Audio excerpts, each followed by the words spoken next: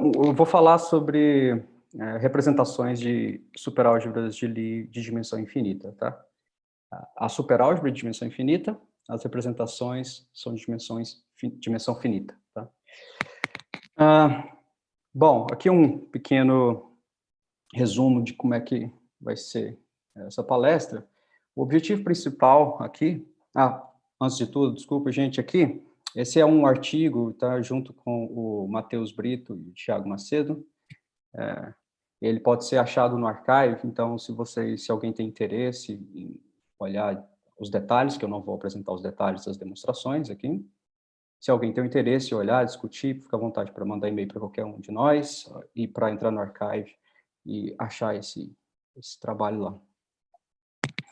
Bom, então, como eu estava falando, o objetivo principal aqui é de entender a estrutura de certos módulos para essas superálgebras que a gente vai chamar superálgebras de corrente, desse tipo SL12T. Tá? Isso vai ser definido mais para frente. Que tipo de estrutura a gente está falando? Bom, de base, de caracteres, de filtrações. Então, esse tipo de coisa que a gente está interessado. Então, olhar para esse tipo de módulo e saber dizer qual a dimensão dele, saber uma forma de caractere desse módulo, saber decomposições, filtrações desse módulo. Tá? Então, vou começar lembrando aqui lembrando ou dizendo o que é uma superálgebra, né? Uma superálgebra de Lie, para aqueles que não sabem. Dar alguns exemplos básicos que a gente vai usar e vou falar depois desses módulos de CATS generalizados. Tá? Depois eu vou introduzir o que são esses módulos de Weyl local, que basicamente são os objetos principais aqui da palestra. Produtos de fusão, que vai ser uma ferramenta usada justamente para poder entender essa estrutura que eu falei aqui no objetivo. Uma generalização desse módulo de Weyl local, que são esses módulos de Chari e Venkatesh, tá? Que vão ser usados para responder perguntas, basicamente, sobre produtos de fusão mais gerais, que vai ficar claro no decorrer da palestra. E, por fim, eu quero dar algumas aplicações. Em particular, aqui eu quero falar da aplicação dos módulos de Demazur, tipo Demazur. Aqui está falando também que eu vou falar de módulos de Weyl truncado, mas nos slides eu só vou falar dos módulos de Demazur. Para quem tiver interesse em módulos de Weyl truncado, como eu falei, o artigo está no Archive, e lá tem essas aplicações. Então, daqui para frente, a gente vai fixar o corpo dos números complexos e toda a álgebra, espaço vetorial, toda estrutura algébrica que a gente vai considerar aqui, a não ser que eu diga o contrário, vai ser considerado sobre o corpo dos números complexos. Tá? Então, o que é uma superálgebra de Lie? Uma superálgebra de Lie é um espaço vetorial Z2 graduado. Então, eu posso decompor ele como sendo uma soma direta de dois pedaços. Esse pedaço G0, ele é chamado de parte par. Esse pedaço G1 é chamado de parte ímpar do espaço vetorial, no caso da superálgebra de Lie. E esse espaço vetorial Z2 graduado, ele tem uma forma bilinear, que é o cochete, ou supercochete, no caso de superálgebras, que satisfaz certas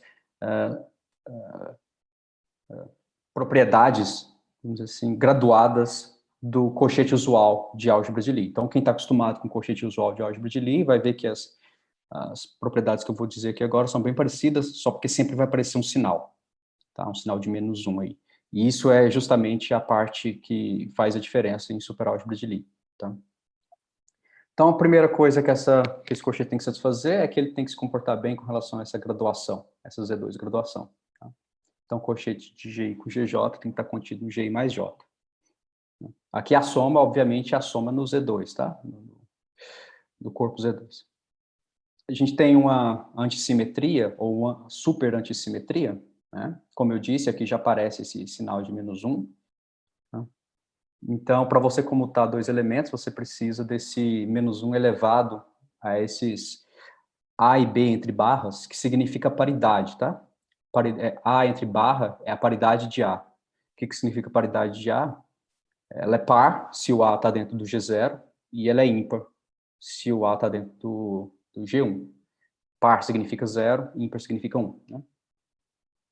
Então, por exemplo, se você tem dois elementos ímpares aqui e faz o cochete de AB, onde AB são elementos ímpares, você vai ver que esse produto ele é simétrico. Né? AB é igual a BA, o que é diferente já em álgebra de Lie. Álgebra de Lie você não tem. A não ser no caso de abeliano, você não vai ter isso. E a gente tem também aqui uma superidentidade de Jacob, de novo. A diferença, no caso de álgebra de Lie, é que você tem esse sinal sempre acontecendo aí no contexto super, tá? Algumas observações. Primeira é que a parte par, ela é uma álgebra de Lie, onde o cochete é justamente a restrição desse supercochete aqui. Então, se você pega esse supercochete que a gente acabou de definir e restringe a só elementos pares, ele vai satisfazer precisamente as propriedades de um cochete de uma álgebra de Lie. E também, usando o cochete, a gente consegue induzir uma estrutura de G0 módulo na parte ímpar. Né? Então, a ação é justamente dada pelo cochete, é o que está escrito aqui. Né? Um elemento par agindo no elemento ímpar nada mais vai ser do que o cochete desses dois caras. Isso define uma estrutura de G0 módulo em G1 barra. Então, isso aqui, de certa forma, já deixa mais ou menos, dá uma ideia de como que funciona a teoria de superálgebra de Lie. Basicamente, está falando que para você entender uma superálgebra de Lie, você tem que entender a álgebra de Lie por trás, né, a parte par, e você tem que entender a estrutura de módulo que a parte ímpar tem, né, como G0 módulo. Então, você já entrou aqui para entender a estrutura da superálgebra de Lie, você já tem que usar teoria de estrutura de álgebra de Lie e teoria de representações de álgebra de Lie também. Isso sem mencionar, você tem que entender também como que os elementos de G1 barra se comportam entre si, mas isso é outra história. Mas em particular a gente tem isso. Ok. Bom, só um comentário aqui, essas superálgebras de Lie, elas surgiram, se eu não me engano, nos anos 50, 60, mais ou menos, motivado por física. Tá? Então, os físicos estavam estudando certas formas aí de relacionar partículas elementares, essas que são conhecidas como bósons e férmions, e até então só tinha modelos que relacionavam o férmio com férmio, o bóson com bóson, não tinha relação entre os dois ainda. Aí daí surgiu o conceito de supersimetrias, que é justamente modelos que você consegue interagir bósons e férmions e ver como é que eles interagem com o outro. E para entender supersimetrias, surgiram os supergrupos de Lie e repetindo a história de álgebra de Lie e grupo de Lie, para entender supergrupos de Lie, a álgebra de Lie superálgebra de Lie é uma ferramenta extremamente importante. Ok. Alguns exemplos. O primeiro exemplo é que toda álgebra de Lie é uma superálgebra de Lie. Certo? Basta você pegar a parte ímpar como sendo zero. Né? Então, você tem toda superálgebra de Lie com parte ímpar trivial, é uma álgebra de Lie. Um exemplo clássico, também muito parecido com o que acontece no caso de álgebra de Lie, é que para toda superálgebra associativa, tá? Então, aqui eu não defini o que é uma superálgebra associativa, mas imagino que, pela definição de superálgebra de Lie, vocês devem ter uma noção já do que seria. Seria um espaço vetorial Z2 graduado, que tem uma multiplicação associativa que satisfaz, que é associativa, né, e que se comporta bem com relação a Z2 graduação. Só isso que é uma superálgebra associativa. Então, para toda superálgebra associativa, a gente pode associar uma superálgebra de Lie. Basta a gente definir o cochete nessa superálgebra associativa como sendo o supercomutador, tá? Então, de novo, entra o sinal, né? Quando você está em álgebra de Lie, o comutador entre dois elementos é AB menos BA. Aqui você precisa desse sinal que vai levar em consideração a paridade dos elementos que você está fazendo no computador. Em particular, se a gente considera um espaço vetorial Z2 graduado V qualquer, então a gente pode considerar o conjunto de todos os endomorfismos de V. Isso é uma superálgebra associativa, tá? O produto é a composição de transformações lineares. E a gente tem uma Z2 graduação desse N de V, que é justamente dada por essa equação aqui, né? Então, os operadores lineares pares são aqueles que preservam a paridade dos elementos, e os operadores lineares ímpares são aqueles que trocam a paridade. Então, leva elemento par em ímpar e ímpar em par. Então, a gente tem aqui uma superálgebra de Lie, uma superálgebra associativa, e, portanto, usando o exemplo anterior, a gente pode definir uma superálgebra de Lie associada a ela, usando o supercommutador, e essa superálgebra de Lie é denotada por GLV, tá? Então, isso aqui é exatamente o análogo do GLV que vocês conhecem para álgebras de Lie, tá? O espaço para transformações lineares, um espaço vetorial, onde o cochete é o comutador de matriz. Ok? Ou computador de transformações lineares, né? Uma representação, como eu falei no início, eu quero estudar representações, né, de superálgebras de Lie. Então, a representação de uma superálgebra de Lie nada mais vai ser do que um homomorfismo de superálgebra de Lie de G para GLV. Então, isso dá uma representação de G em V, né? E muitas vezes a gente vai confundir as duas coisas, representações e G-módulos, vai falar desses dois caras como sendo a mesma coisa, porque de fato é. Então, representação e o G-módulo é basicamente duas formas diferentes de falar da mesma história. Então, nessa palestra eu vou estar interessado em estudar G-módulos. Tá?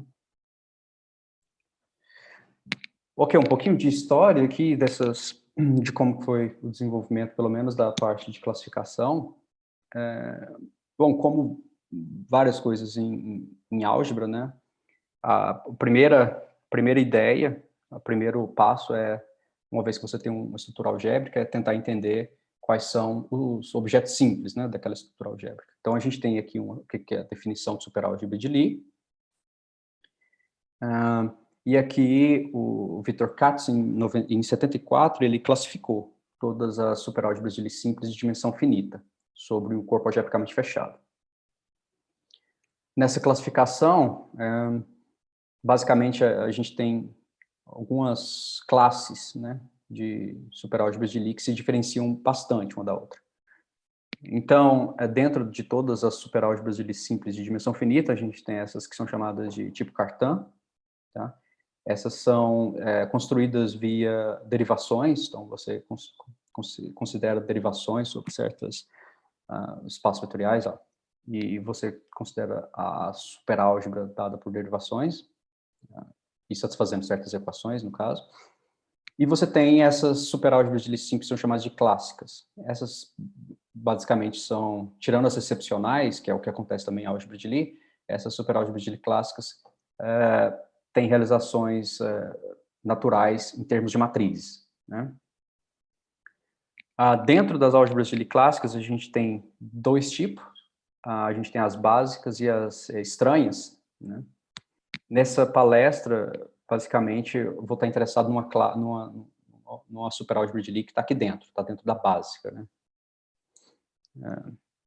Mas essas superálgebras estranhas também são bastante interessantes, têm bastante aplicações.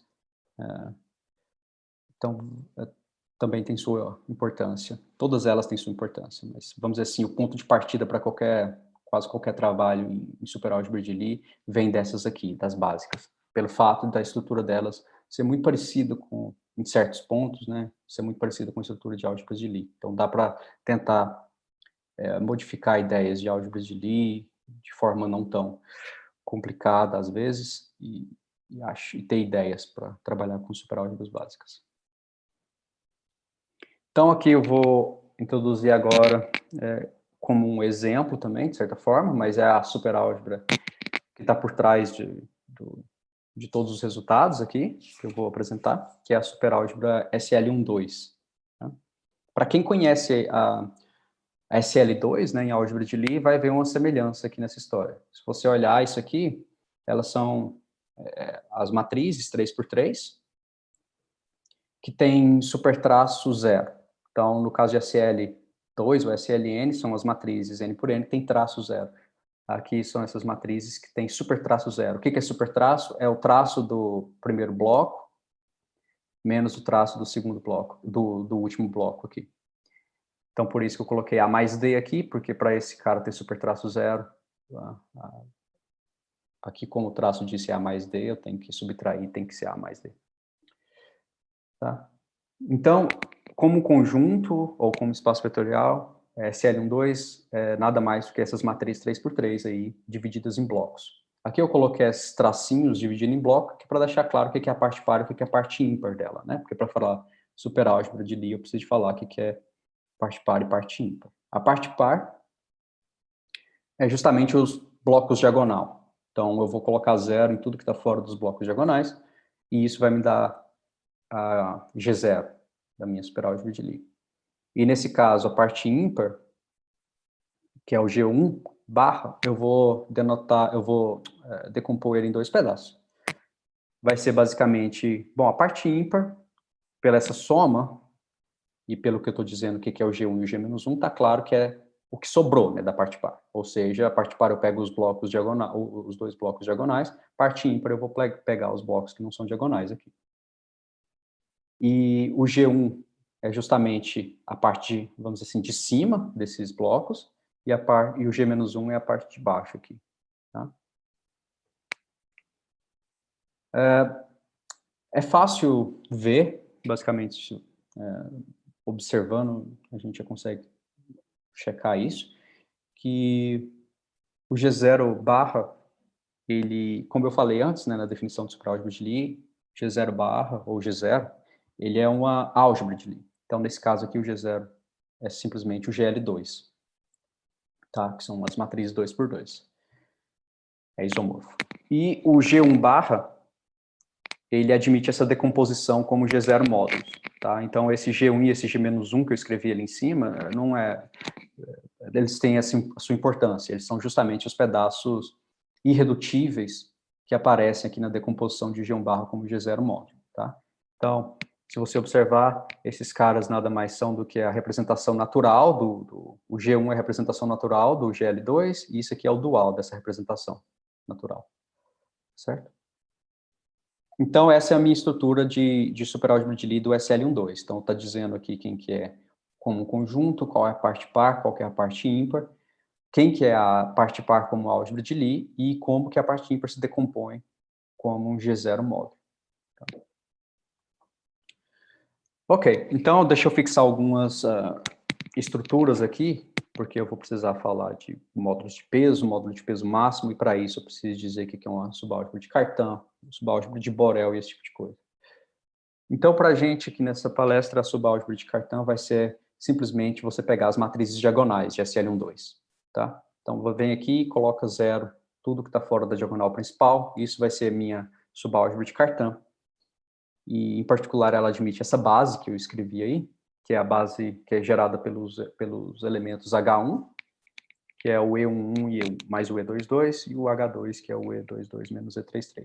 Esses E e J's aí são as matrizes elementares, tá? Com 1 na entrada e J e 0 em todo outro lugar.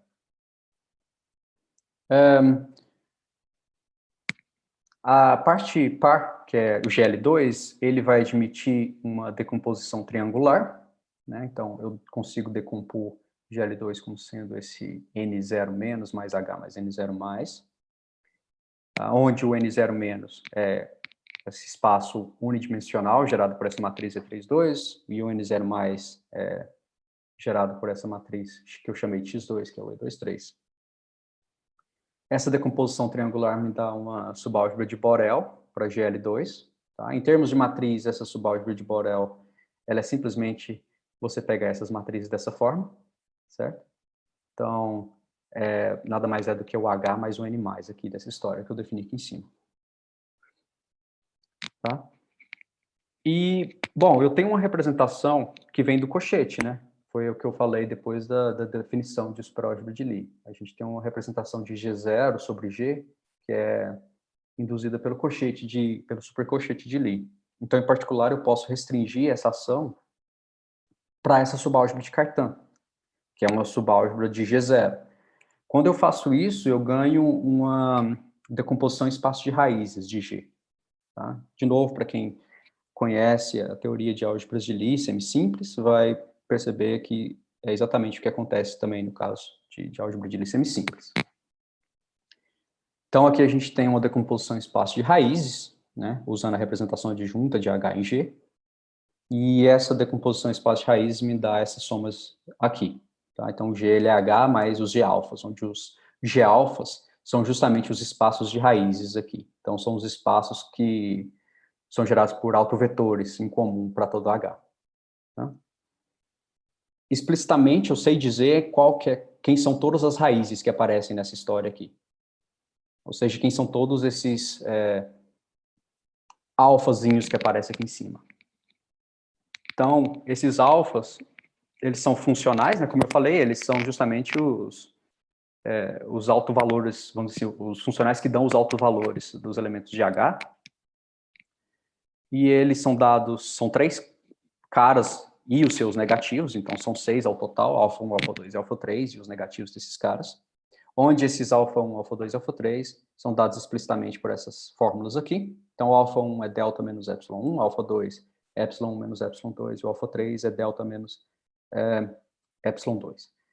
Aqui, o delta é um funcional linear que pega uma matriz diagonal e projeta na primeira entrada, e os epsilon i's é um funcional linear que pega uma matriz diagonal e projeta aqui, só olha para essas 2 últimas entradas, tá? Então, o epsilon i vai projetar na iésima entrada, mas eu estou desconsiderando esse primeiro bloquinho, só estou olhando o bloco aqui.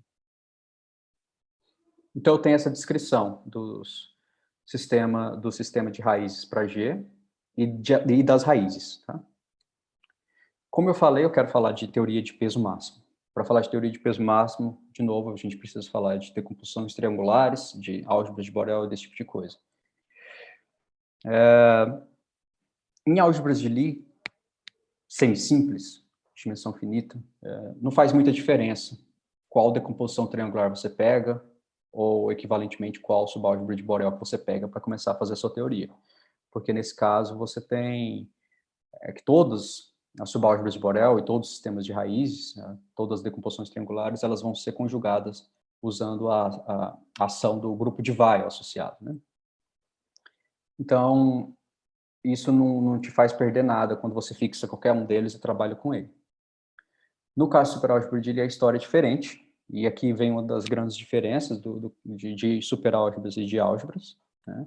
Que é justamente o fato que aqui sim faz muita diferença qual decomposição triangular você escolhe, porque elas não são todas conjugadas usando a ação do grupo de Weyl que a gente tem. Tá?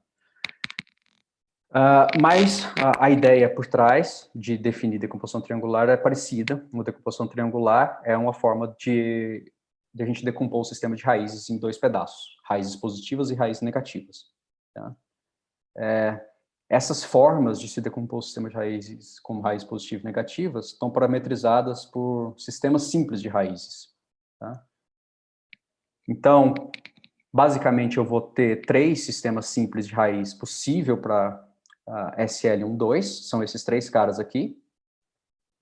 Então, aqui alfa 1 mais alfa 2, desculpa, alfa 1 e alfa 2, ele vai me dar as raízes positivas como sendo alfa 1, alfa 2 e alfa 3. Tá? Aqui eu tenho esse segundo sistema e aqui eu tenho esse terceiro sistema. Tá? Cada um deles me dá uma decomposição triangular, cada uma delas tem a sua importância, mas daqui a pouco vocês vão ver que a gente vai trabalhar basicamente usando essa do meio, que infelizmente é a mais difícil de trabalhar com ela. Mas, infelizmente ou felizmente, na verdade, porque deixa a teoria também mais interessante. Bom, aqui é basicamente uma visualização de como que são as subálgebras de Borel induzida por esses 3 sistemas de raízes. No caso aqui eu estou falando do primeiro e do último, a princípio. Então, o primeiro é o mais clássico possível, né, que você espera de uma subálgebra de Borel. Todas as matrizes triangular superior. Tá?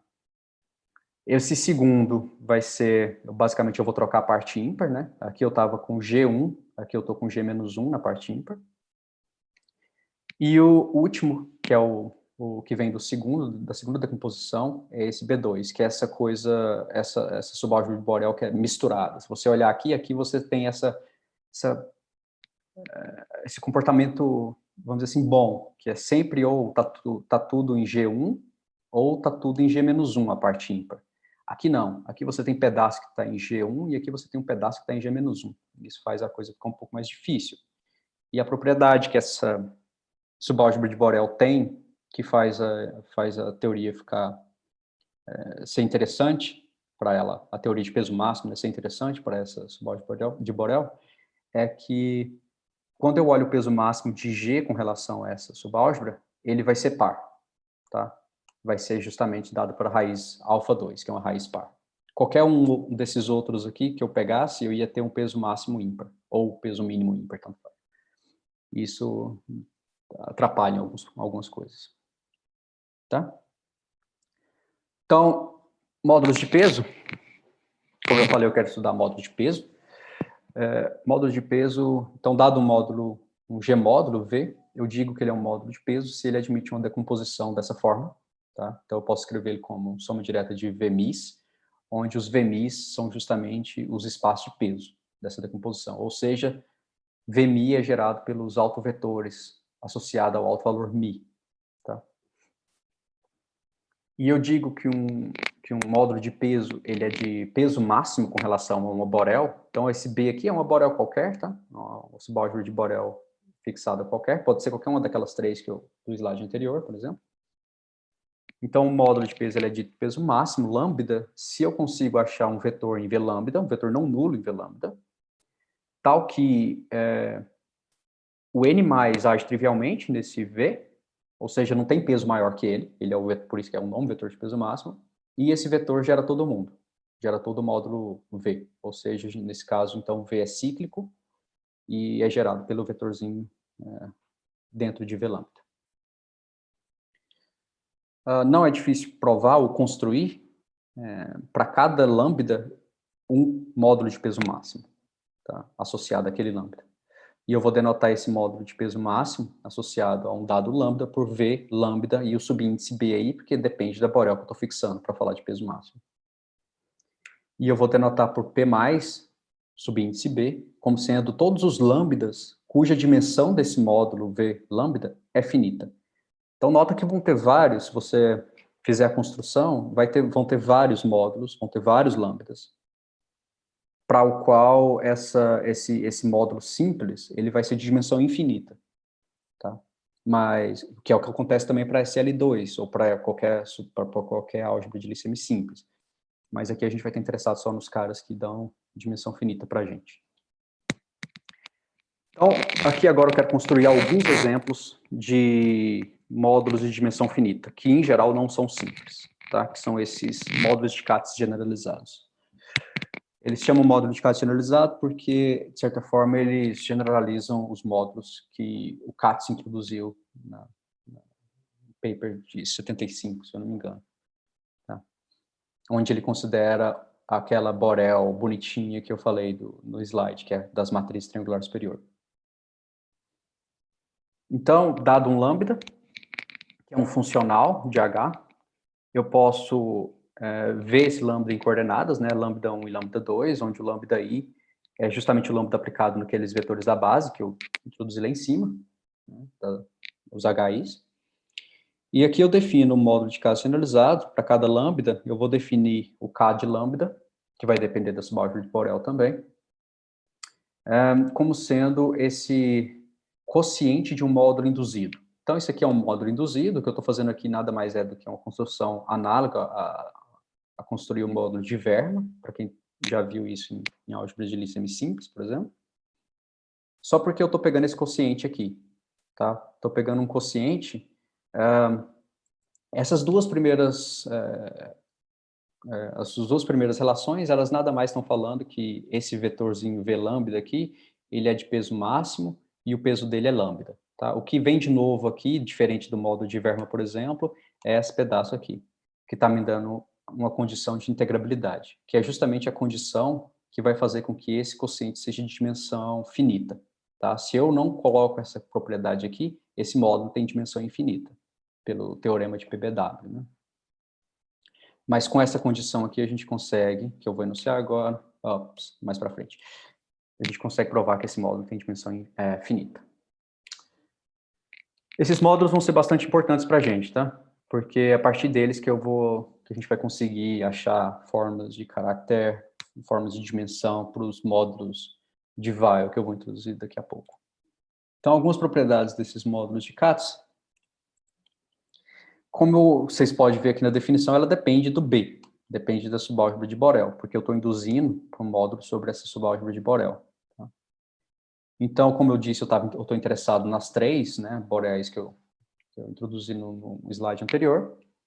E aqui, esses resultados falam para mim como que é a estrutura desses módulos de CATS aqui, com relação a essa borel.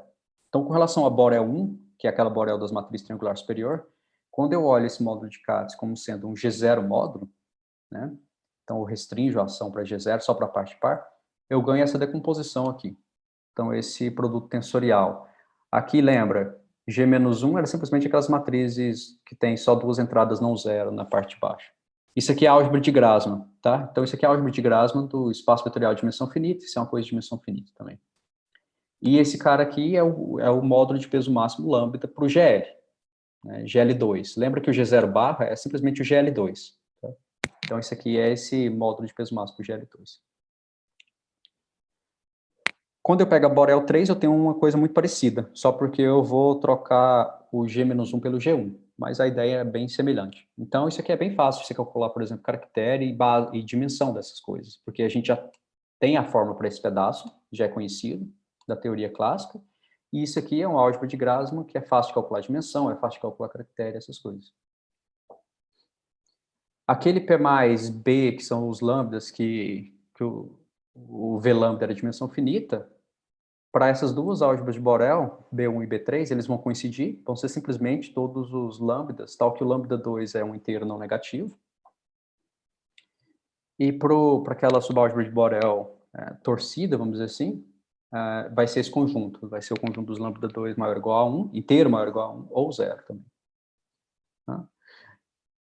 E apesar da estrutura do K de B2 não ser, a princípio, clara, qual que é a estrutura de K de B2 lambda com relação a G0, eu consigo demonstrar essas formas de isomorfismo aqui, tá? Então, sempre que o lambda é diferente de zero, ou isso vai acontecer, ou isso vai acontecer. Então, de certa forma, está me dizendo que eu não preciso entender diretamente a estrutura de módulo do KB2, porque eu posso sempre levar ele para um desses caras aqui, tá? Quando eu falo estrutura de módulo aqui, eu estou pensando na estrutura de módulo, por enquanto, como G0 módulo, tá? Porque aí eu tenho essas decomposições aqui de cima. Então, isso facilita bastante achar dimensão, achar caractere, achar essas coisas para esse módulo de K de B2. Em particular, a gente consegue demonstrar que a dimensão vai ser dada por 4 lambda 2. Tá? Ok. Então, agora vamos começar a falar de coisas de dimensão infinita. Só uma coisa, eu tenho até que horas para falar, gente? Só para eu não perder aqui no tempo.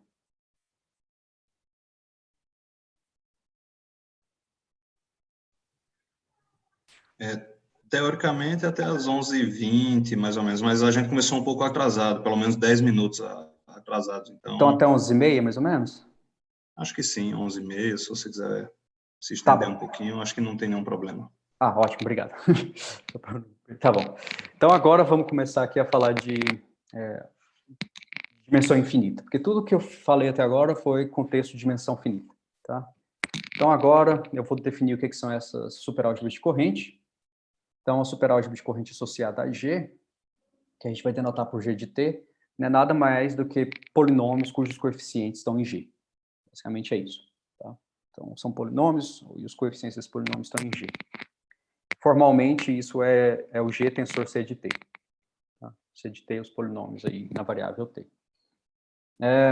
Para quem tem interesse, ou para quem trabalha, por exemplo, com álgebras ou superálgebras de Lie afim, vai perceber que isso aqui é uma subálgebra parabólica, de uma superálgebra de Lie afim. Então, por exemplo, isso já, de certa forma, implica que a teoria de representações desse tipo de álgebra está conectada com a teoria de representações de superálgebras de Lie afim. Tá? Eu posso induzir módulos para superálgebra de Lie afim usando subálgebras parabólicas, por exemplo. Para cada x tensor t elevado a m, eu vou denotar ele por xm, tá? Para facilitar a notação. E eu tenho que dizer, né? Eu quero falar que isso é uma superálgebra de Lie, esse GT é uma superálgebra de Lie, então tem que dizer que é o cochete de Lie. O cochete de Lie, ele basicamente usa o cochete de Lie de G. Então, esse aqui, x e y, são elementos de G, eu sei fazer o cochete entre eles. E aqui eu simplesmente estou multiplicando os polinômios. Tá? Então, basicamente, faz o cochete em G e multiplica os polinômios. É assim que funciona o cochete de Lie. Para cada lambda em H estrela, né, H estrela, lembra, é a subálgebra de Cartan de G. Eu posso estender ele para um lambda em HT estrela.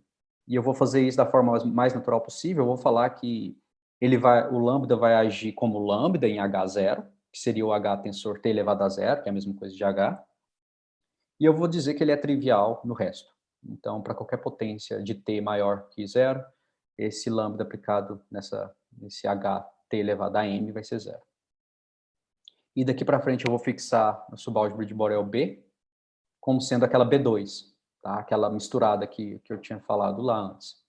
E P+, vai ser fixado como sendo P2+, ou seja, esse cara aqui, esse P+, é justamente o conjunto de todos os lambdas, né, para o qual a representação redutível de peso máximo lambda é de dimensão finita. Tá? Então, daqui para frente é fixado dessa forma. Então, aqui, o objeto mais importante da palestra, que são os módulos de Weyl local. Tá? A construção é bem parecida com os módulos de Katt generalizados, só porque agora eu estou no contexto de dimensão infinita, então as contas ficam mais complicadas, mas a ideia da definição é basicamente a mesma. Né? Então, para cada lambda em P+, eu vou definir esse W de lambda como sendo um quociente do módulo induzido. Então, esse pedaço aqui eu estou induzindo o módulo, basicamente eu estou pegando um módulo de Verma aqui nesse pedaço, tá? Que o N mais T age trivialmente no peso máximo, o peso máximo é dado por lambda, esse lambda que a gente começa, e esse Y aqui é o mesmo Y anterior, aqui está errado, deveria ser GT, tá? Não só G. Então, o Y é U de GT agindo nesse cara aqui, ou seja, é o submódulo desse topo aqui, gerado por esse cara aqui, por esse vetor. Tá? Então, esse é o Y.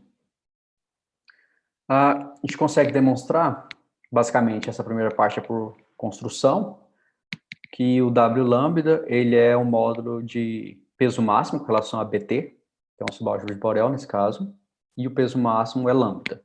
Né? Essa parte é trivial, segue basicamente a definição desse módulo. A parte não trivial é que a dimensão é finita. Tá? Então, a dimensão desse módulo é finita, e esse módulo ele é um objeto universal na categoria de módulos de dimensão finita de G de T. Universal no sentido que qualquer outro módulo de dimensão finita que eu pegar, cujo peso máximo é lambda, vai ser um quociente desse cara. Vai ser um quociente W lambda. Certo? Bom, aqui eu acho que já vale a pena notar, observar o papel que essa subálgebra B, que a gente fixou como sendo P2, joga nesse jogo aqui. Se você pega qualquer outra daquelas Bs lá, esse objeto universal aqui, ele simplesmente não existe, tá? Na categoria de módulos de dimensão finita. Dá para provar que você não consegue achar um objeto universal satisfazendo isso. Então, isso força a gente a trabalhar. Se você quer fazer teoria de módulos de dimensão finita, te força a trabalhar com a B2. Então, esse é o motivo da escolha de B2. Um pouco de história desses módulos. Bom, eles foram definidos primeiramente aí em 2001 por Chari e Presley. Eles estavam estudando módulos para álgebras de loop e foram definidos em analogia com módulos para grupos algébricos sobre corpos de característica positiva. E a ideia era relacionar esses módulos de Weyl com certos limites de módulos irredutíveis para grupos quânticos afim, que era o objetivo inicial deles, era estudar grupos quânticos, módulos de dimensão finita para grupos quânticos afim. Então, esse módulo de Weyl veio, a princípio, como uma ferramenta para se entender isso. E eles conjecturaram que a relação que existe entre esses dois tipos de módulos era que justamente que os módulos de Weyl eram limites clássicos de módulos irredutíveis para grupos quânticos afim. Essa conjectura foi provada em 2001 mesmo, por o caso SL2, por Charlie Presley, em 2006, por Charlie Loktev, para tipo A, por Fourier e Littleman para tipos ADE, né, que são os diagramas de Dynkin que não têm ligações duplas, nem triplas, e por Naoi, em 2012, para todos os outros casos semisimples. Daí para frente, as pessoas começaram a estudar esses módulos de Weil por outros motivos. Então, aqui são outras direções. Nesse slide aqui eu estou dizendo onde foi provada essa conjectura que, de fato, essa relação existe. Então, outras direções aqui, Feigin e Loktev, em 2004, eles generalizaram esses módulos de Weil para um contexto mais geral, não só para álgebras CDT, nem loop. Generalizaram para os chamados mapa-álgebras, para álgebras de funções, e relacionaram com teoria de números. A Chari, Fourier e Kandai fizeram um paper trabalhando só propriedades categóricas desse módulo, funtorialidade, universalidade desse objeto. Coder e Naoi relacionaram esses módulos com variedades Quiver. E para superálgebras de Lie, em 2016, o Savage e o Lemay, a gente começou a estudar eles para o caso básico, né, superálgebras básicas. O Thiago e o Irfan, a gente generalizou para todos os casos, inclusive aqueles tipo cartão, então a história fica bem diferente, bastante coisa interessante acontece para aquelas superálgebras. Feigin e McDonsky, eles consideraram o OSP12T, né? Então é parecido com isso que a gente está fazendo aqui nesse paper, mas eles consideraram não SL12, consideraram OSP, e relacionaram esses módulos de Weil com esses polinômios de McDonald's que não são simétricos. E o Dennis Kuss, ele fez uma história parecida com o que a gente vai fazer nesse paper, ou o que a gente fez nesse paper, trabalhando com produto de fusão, para o caso OSP12N. A grande diferença entre o SL12 e o OSP12N é que a teoria de representações desse cara aqui, ó, é muito parecida com a teoria de representações de álgebras de Lie, porque a categoria aqui é semi-simples, a categoria de módulo de dimensão finita. Tá? Então, vamos dizer assim, dá para usar muita ferramenta de álgebra de Lie e as coisas são muito parecidas. Para o caso de SL12, você não tem a semi-simplicidade da categoria de módulo de dimensão finita, e isso causa bastante problemas. Por exemplo, para OSP12N, esses módulos de CATS que eu defini são todos simples, tá? Para esse caso nosso, a gente tem vários módulos de CATS que são indecomponíveis e não são simples, então isso faz a teoria ficar mais rica, em certo sentido. Como no título está falando, eu quero trabalhar com produtos de fusão, para isso eu preciso definir o que são os produtos de fusão. Tá? Então, a gente considera essa graduação, primeiro passo. Produto de fusão vão ser módulos graduados, tá? Que vêm de filtrações. Então, eu considero primeiro uma filtração na universal envelopante. Essa filtração ela vai ser dada pelo grau do polinômio. Então, para todo monômio que eu tenho na universal envelopante, eu conto o grau do monômio e eu considero a filtração que é dada pelo grau do monômio. Essa filtração ela permite que eu defina uma filtração para todo módulo cíclico. Então, se eu tenho um módulo cíclico gerado por um vetorzinho V, eu consigo definir esses V menor ou igual a N, usando a filtração da U de G, e isso define uma filtração em V. Tá? Então, uma vez que eu tenho uma filtração em V, eu posso falar do módulo associado graduado.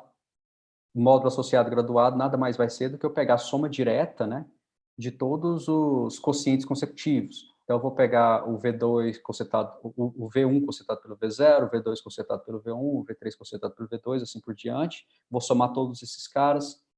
Isso vai dar esse módulo graduado. Tá? Isso é um módulo graduado. A ação é dada por essa forma aqui. Então, como que eu faço para agir? Eu pego um elemento homogêneo aqui, ele vai estar em algum componente, algum VP. Então, eu vou pegar ele é uma classe lateral, porque esses caras são todos subespaços quocientes. Eu vou pegar um XK em GT, né? XK ele tem grau K. E como que eu ajo? Eu vou olhar onde que vai cair o produto, a ação original. Então, a ação original aqui, como esse cara tem grau P e esse cara tem grau K, vai cair em P mais K. E eu vou olhar para a classe lateral desse P mais K. Ou seja, eu tenho que olhar para VP mais K quocientado pelo VP mais K menos 1. Então, é assim que funciona essa ação. Então, agora eu quero construir o produto de fusão associado a certos módulos. Para falar desse produto de fusão, eu preciso de dizer aqui o que são módulos de avaliação. Então, se V é um G módulo, G aqui é o SL12, tá? É a superálgebra de dimensão finita inicial. Então, se V é um SL12 módulo e Z é um número complexo qualquer, eu posso construir, a partir desses dois dados, um módulo para GT, que eu vou denotar por VZ. Tá? Como espaço vetorial, o VZ é a mesma coisa do V. Só porque a ação ela é dada, como o próprio nome diz, vai ser uma avaliação. Então, isso aqui, o XA é o xt elevado a A, por definição. Então, xt elevado a A agindo em V vai ser Z elevado a A, então o que eu faço é simplesmente avaliar o polinômio t elevado a A em Z. E aqui eu vou usar a ação de G em V, porque eu comecei assim, né? Comecei com V, o G módulo. Então, isso define uma ação nesse módulo VZ. Isso para qualquer módulo. Então, a partir de agora, eu quero considerar esses módulos iniciais aqui, que são módulos cíclicos, tá? Então, VI, módulos cíclicos. Em particular, se eles forem simples, por exemplo, eles são módulos cíclicos, né? Mas a construção é válida para qualquer módulo cíclico. Então, vamos pegar N módulos cíclicos gerados por vetores VIs, vou pegar N números complexos, diferentes 2 a 2, isso é muito importante. Nesse caso, eu consigo provar que o produto tensorial desses módulos também vai ser cíclico, tá? Como o GT módulo. Aqui é muito importante essa propriedade. Se isso não for o caso, então você não consegue provar que esse módulo é cíclico, a princípio. E o produto de fusão associado a esses dados aí, que é o V1 até o Vn, e os parâmetros Z1 até Zn, vai ser nada mais do que eu pegar o associado graduado que eu construí no slide anterior, desse produto tensorial. Né? Esse produto tensorial é cíclico, faz sentido eu falar do associado graduado, e eu denoto associado graduado como sendo produto de fusão, dessa forma. Foi uma conjectura, esses módulos foram introduzidos, né, por Feig e Locter em 99, e eles conjecturaram que essa construção toda, que ela não depende desses parâmetros Z1 até Zn. Né? E, em particular, a gente demonstra isso no paper, que não depende de fato, para um caso particular dos módulos que a gente está fazendo. O produto de fusão são módulos de Katz generalizados. Vou falar disso daqui a pouco. Ok, então, a partir agora para os resultados principais. Então, lembra, o objetivo inicial do primeiro slide era entender a estrutura de certos módulos. Esses certos módulos são esses módulos de Weyl que eu defini. Aqui eu só estou lembrando quem que são os elementos que geram a subálgebra de Borel, que a gente iniciou, que é aquela B2. É o X1, que é essa matriz E1, 2, e o Y3, que é essa matriz E3, 1. Isso aqui, na verdade, gera a parte ímpar, tá, da subálgebra de Borel.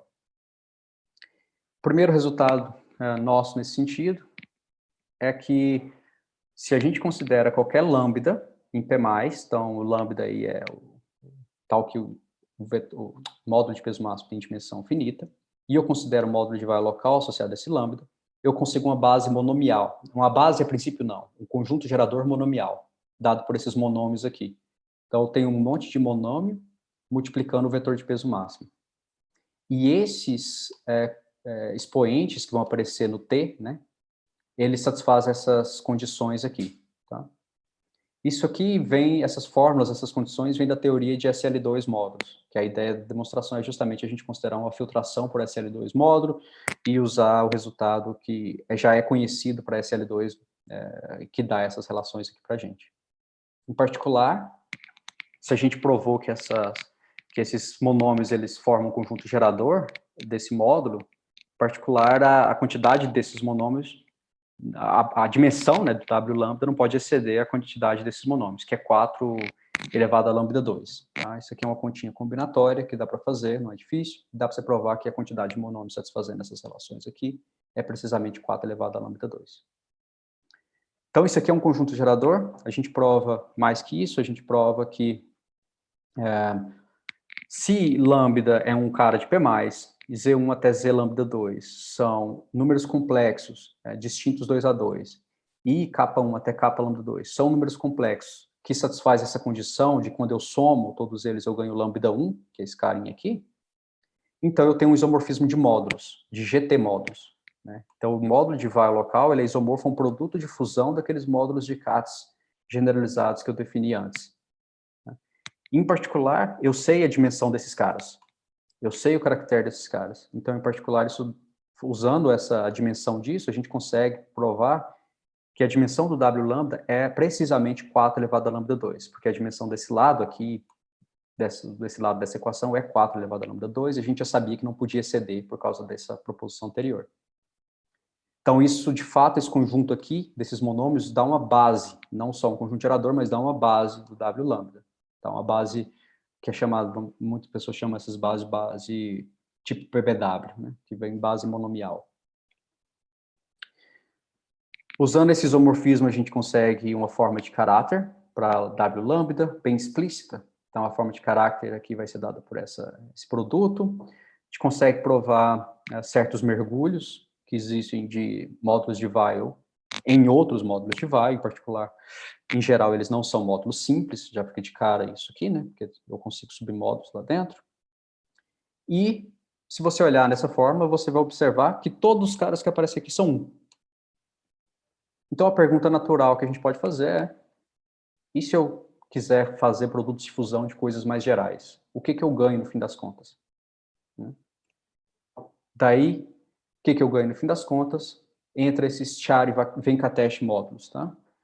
Módulos de Char e Venkatesh. Eles são generalizações do módulo de Weyl local.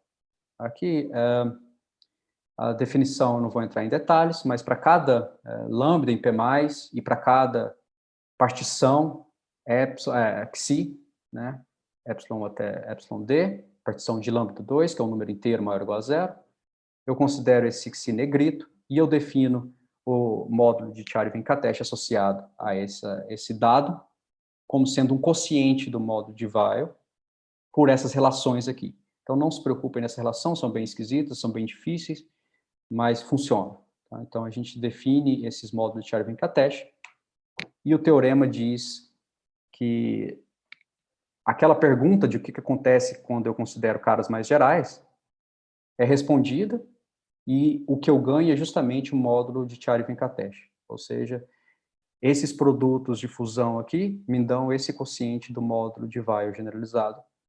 Em particular, eu consigo calcular a dimensão desses módulos e, em particular, isso demonstra também que a definição, a construção desse produto de fusão, ela não depende desses parâmetros Z1 até ZD, que era a conjectura de